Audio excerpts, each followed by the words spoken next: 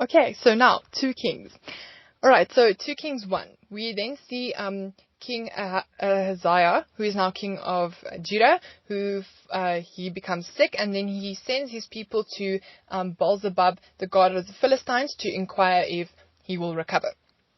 So then Elijah meets these people that the king has sent on their way, and he tells them that the king will die. Alright, now obviously the king is mad at Elijah and he wants to kill him, so he sends 50 men to capture Elijah, but Elijah is sitting like on a rock on a little mountain, and then he calls fire down from heaven and it consumes that 50 men. Then the king sends another 100 men and the same thing happens to them, and he also sends another 150 men. But this time the captain of the 150 men falls down before Elijah, begging to spare him. And then God tells Elijah to go with him to see the king. And then Elijah tells the king that because he has inquired of a false god, he will die. So that's the reason, alright? So God wants us to ask him for help and for wisdom and for guidance, and to not ask other gods, alright? So what can these other gods be that we inquire of in today's time? Okay, it could be our culture, alright? We just do things not because God has said so, but because our culture says so, alright? In terms of marriage or business or all of these things, or how you should raise your kids, all of these things we can just do according to our culture rather than according to what the Word of God says, right? Maybe even the trends of today, right? We look at these trends that is happening today. What is cool? What does success look like? What does, how should you run a business? How should you manage your people? All of these things. And we apply what the trends are, what car we should have, what house we should have, what clothes we should wear. All these things we try and apply to our lives instead of asking God what we should apply to our lives. How our business should look, how we should treat people, all of these things. And it also can be comparison, because now you are comparing yourself to other people, seeing what they are doing, and taking that as your guidance and wisdom for life, instead of asking God. Even friends and family. We can rather ask our friends and family for advice and wisdom and guidance, instead of asking God what we should do. And it's fine if your friends and family are godly people, and they can help pray with you and hear from God with you. Okay? But if your friends and family are not godly people, I wouldn't suggest you ask them for wisdom and guidance of the things in your life, because you should rather ask God. Alright, so I think we too can have these other things in our lives which we allow to dictate how we live, instead of letting God dictate how we live. Then in 2 Kings 2, we see Elijah is about to be taken up into heaven, and he asks Elisha what he would want, alright? And Elisha then answers, let a double portion of your spirit be upon me, alright? And then Elijah is taken up into heaven in a chariot of fire. So here we can see that he wanted a double portion. Okay, and we can look at the miracles that happened during Elijah's life and the miracles that happened during Elisha's life. So during the life of Elijah, God did 14 big miracles, and then during Elisha's life, he did 28 big miracles. So I'm not going to go through all of them, but I will include a list of it in the document that I will send you, so then you can just go and look at the different miracles that God has done and where you can go find it within 1 and 2 Kings. Okay. Then in 2 Kings 3, after Ahab's death, the Moabites then rebelled against Israel, and Joram, king of Israel, and Jehoshaphat, king of Judah, then want to go to war against them, and they ask the king of Edom to help them. And then Jehoshaphat says that they should ask a prophet first. So Jehoshaphat and Joram then go to Elisha, and Elisha tells them that they will have victory. So again, this thing of before doing something, seeking godly advice. Okay, then in 2 Kings 4, we just as Elijah has helped a widow, Elisha then also helps a widow. So there's a whole story about that in 2 Kings 4, which I'm not going to go through. Then in 2 Kings 5, Naaman, a commander of the army of Syria, he has leprosy, so he sends a message to the king of Israel to ask him if he can ask one of Israel's prophets to pray for him to get healing. Okay, and then the king of Israel is not so happy about it, but Elijah then hears this, and he lets Naaman come to him for prayer. So then Elisha tells him to go and wash in the Jordan 7 times. And then at first, Naaman is not too happy about it because he thinks the Jordan is a filthy river, and he thinks there's many other nicer rivers where he can go wash.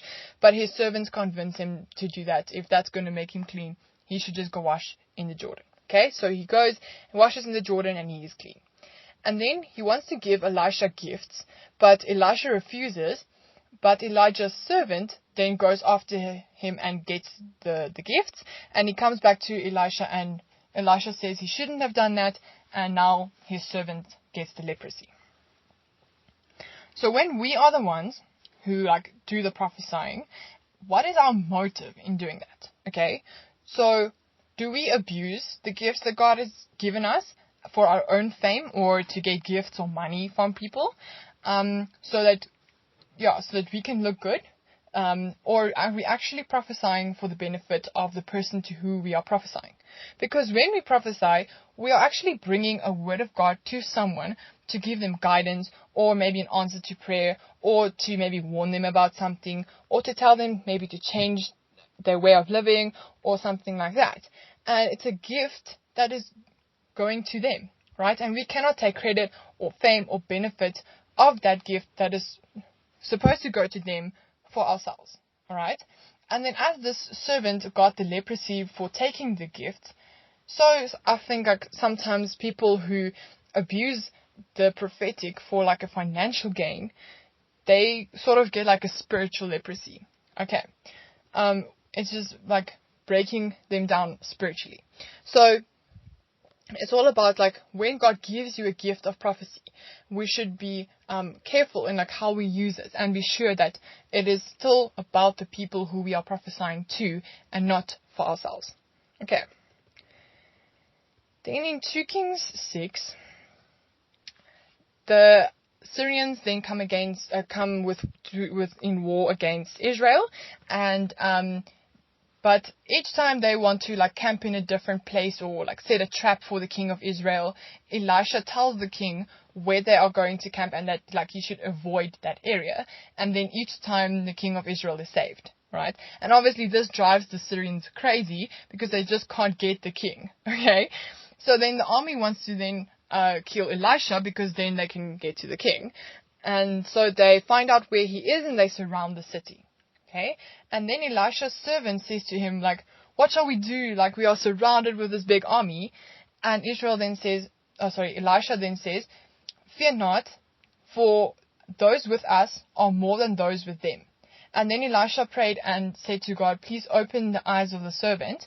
And God opened his eyes, and he saw the mountains are full of horses and chariots of fire that are around Elisha. So it was Elisha and in the city, and then there was this army of the Syrian people, and then there was this army of angels around them. Okay, so then Elisha prays that the whole army of the Syria is struck with blindness, and then he leads them he says to them, this is not the way of the city, to the city you're looking for. Let me lead you to the city. And he leads them right into the city of Samaria. And he then asked God to open their eyes, and they saw that they were in the midst of the Samarian city. So then Elisha tells the king to feed them and to set them free to go back to Syria and to not kill them. And so then the Syrians did not come back to Israel. I think they got enough of a fright to not return. And then, so I think I was just reminded of that song that says, it may look like I am surrounded, but I am surrounded by you.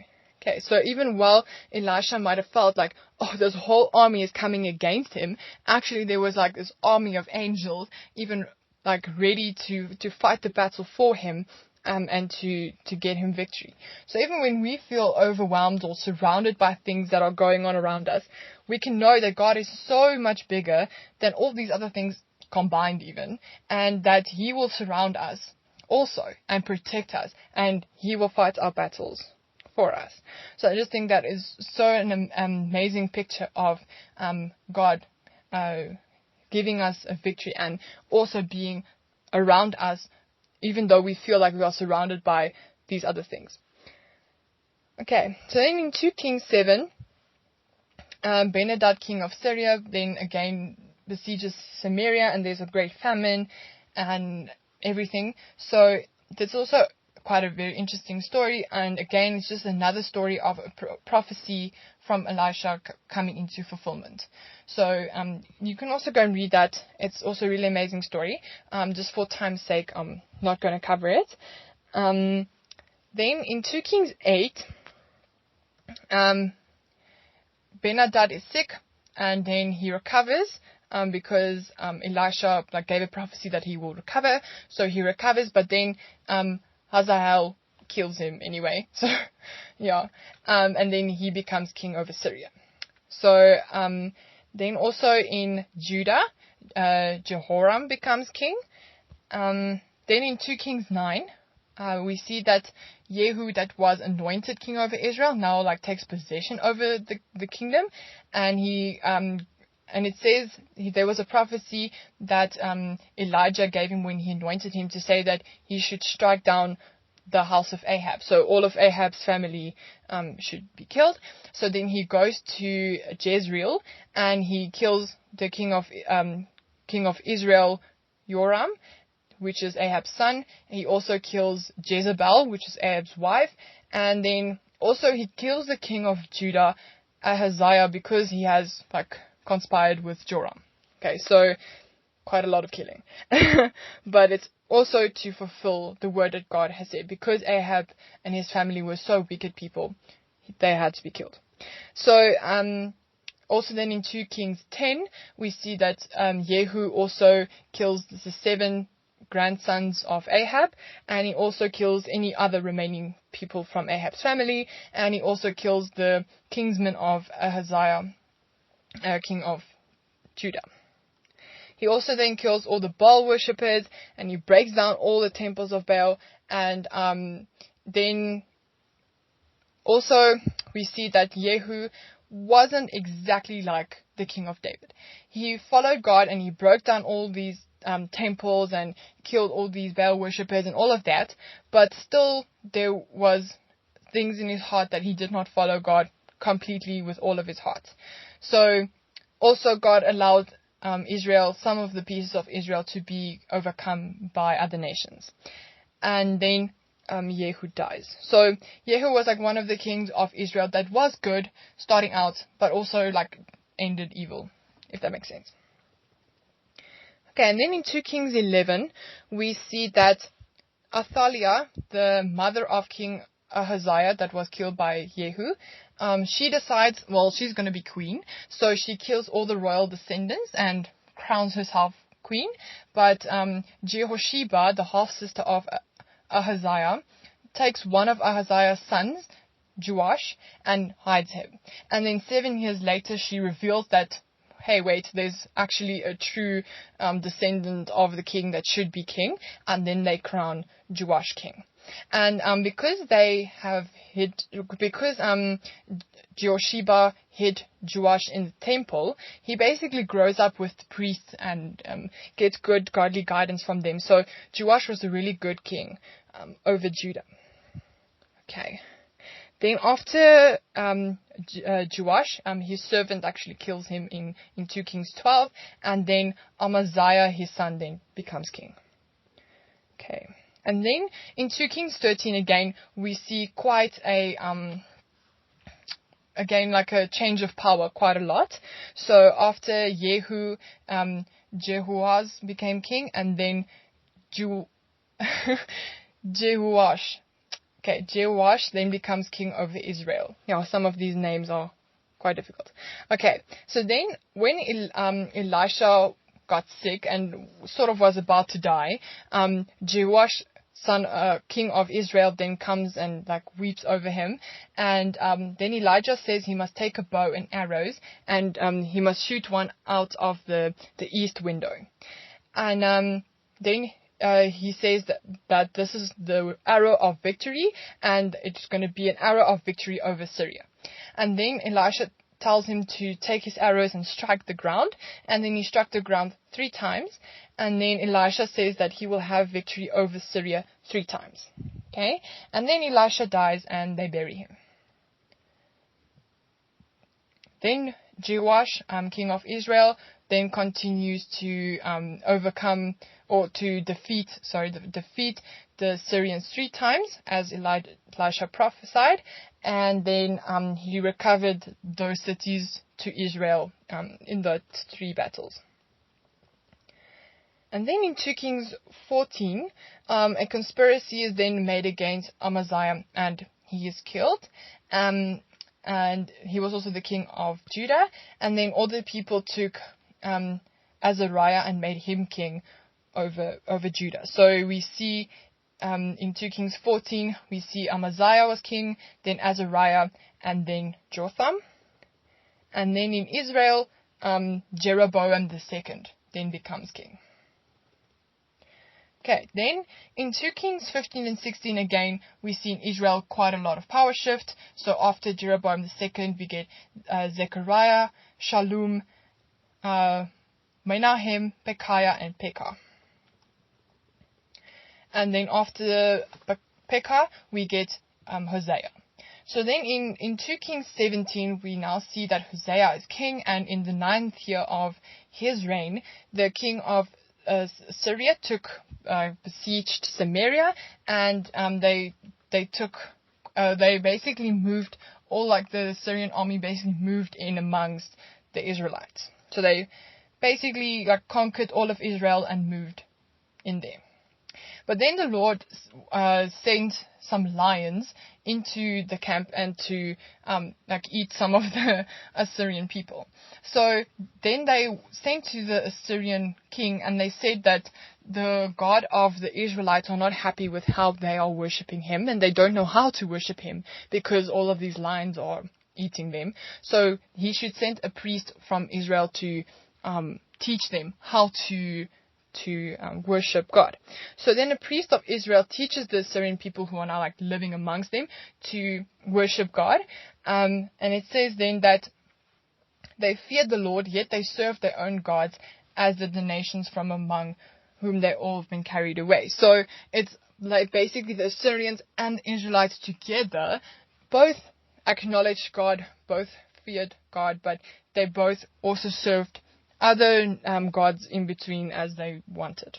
Okay, so then we see in 2 Kings 18 and 20 that in Judah, King Hezekiah began to reign, and he destroyed all the false gods from the land, and he trusted in and leaned on and was confident in God.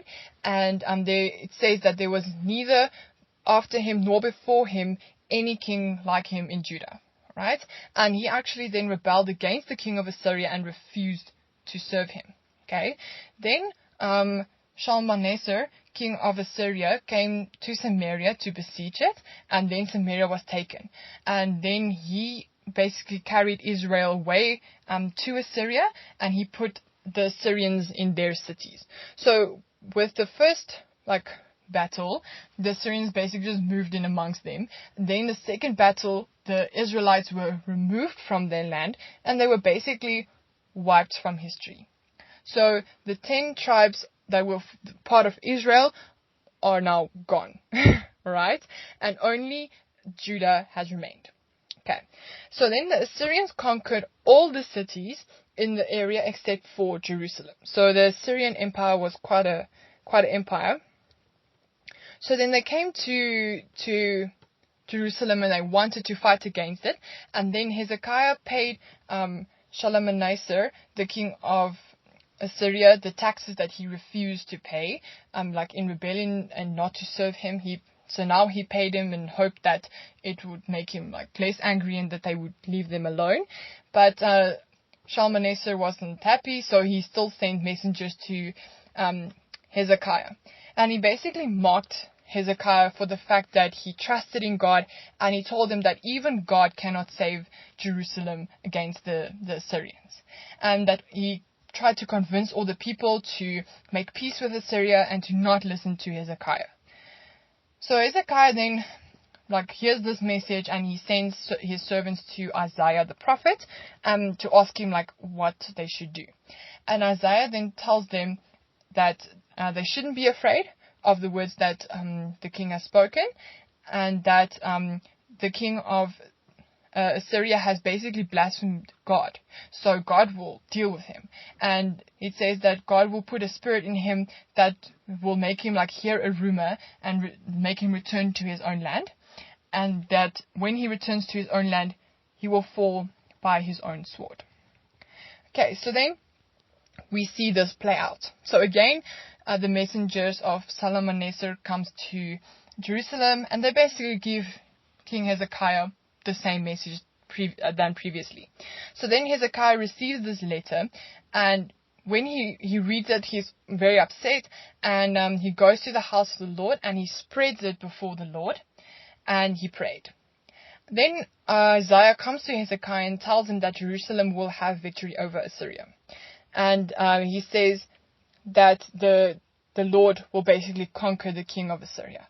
And that the Syrians will not come into the city, and they will not even be able to shoot one arrow against any person in Jerusalem, and that the same way they came, they will leave, and then that the king will be slain by his own sword, and God will defend the city of Jerusalem again for David's sake. So again, going back to David. And then at that night, an angel of the Lord came and slew 185,000 of the Assyrians in their camp. And so then the king of Assyria left and went back to Nineveh, and he worshipped his god Nisroch in one of the temples, and then his son actually comes in and kills him with his sword. Okay. So again, what God has said came true in this amazing story, battle action thing. So it's quite amazing. So we can also take a lot of lessons from King Hezekiah. So as Hezekiah trusted and leaned on and was confident in God, we should also trust in and lean on and be confident in God. Okay. Then as Hezekiah, when he didn't know what to do, he went to the temple and he spread it out before the Lord and he prayed.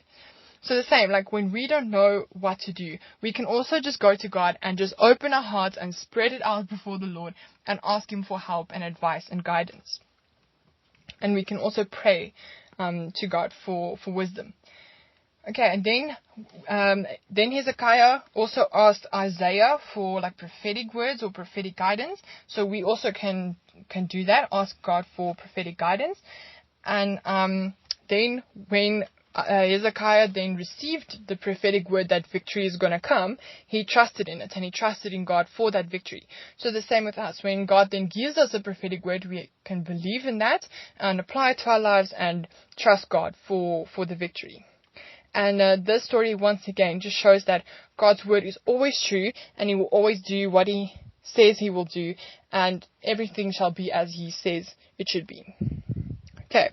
Then in 2 Kings 21, so now all the kings that are now coming in the coming chapters are only over Judah, because the Israelites or the Israel has now been wiped out from history. So only the tribe of Judah has remained.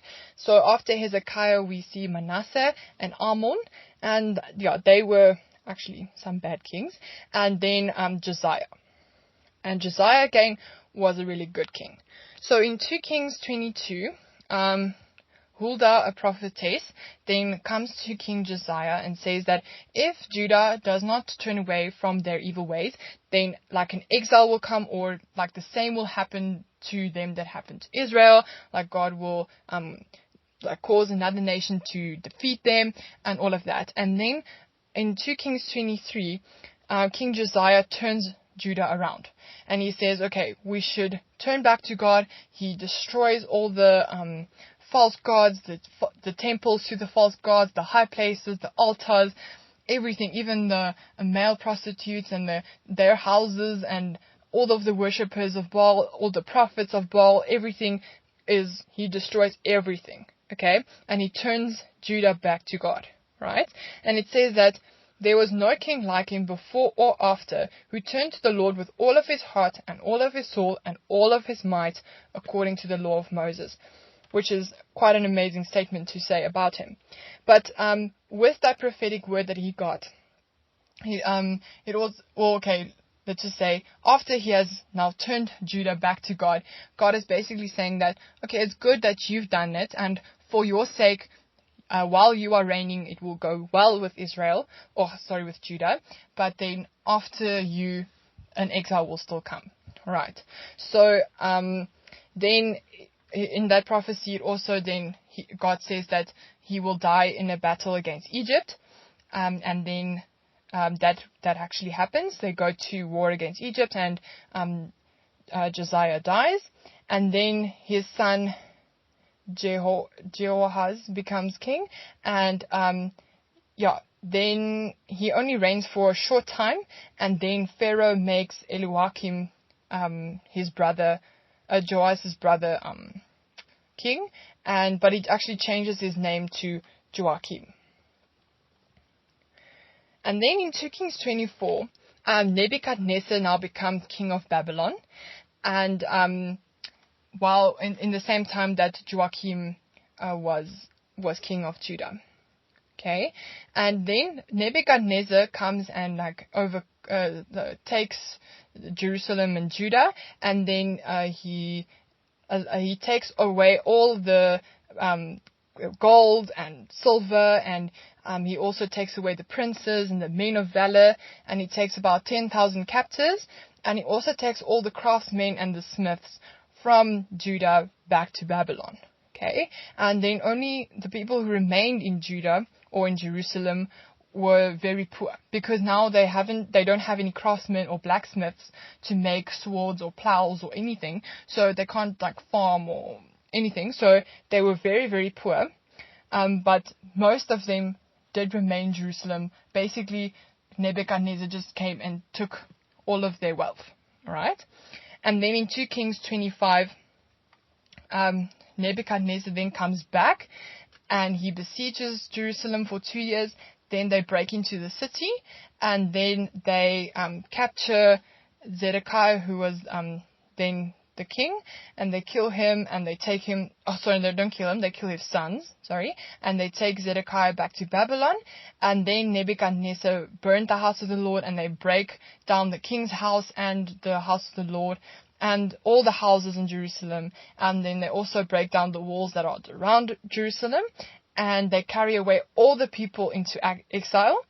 But the captain of the guard, who was overseeing the exile, he just left behind the poorest of the poor people in Jerusalem. So there was a handful of people left in Jerusalem, but the rest of Judah was all exiled into Babylon. So it sort of ends in a very sad place, where even Judah, who was now considered to be the better tribe, is also now taken into exile. So we will then see how God continuously sends the prophets, even during the exile, prophesying what will happen after the exile, and then we will continue to see what happens after the exile with Judah. So at least they are not wiped from history as Israel was, because God saved Judah continuously, as he says, for the sake of David, and then through the line of Judah, ultimately Jesus comes. Okay, so Judah was the chosen tribe, and they were exiled as a punishment, but they were still saved for David's sake and for Jesus to come through that line.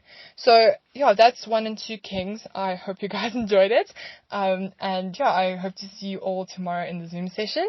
And I hope you guys have a good afternoon and enjoy the rest of recess, and happy Heritage Day. And so hope you guys do something fun, and then we'll see you all tomorrow. Thank you.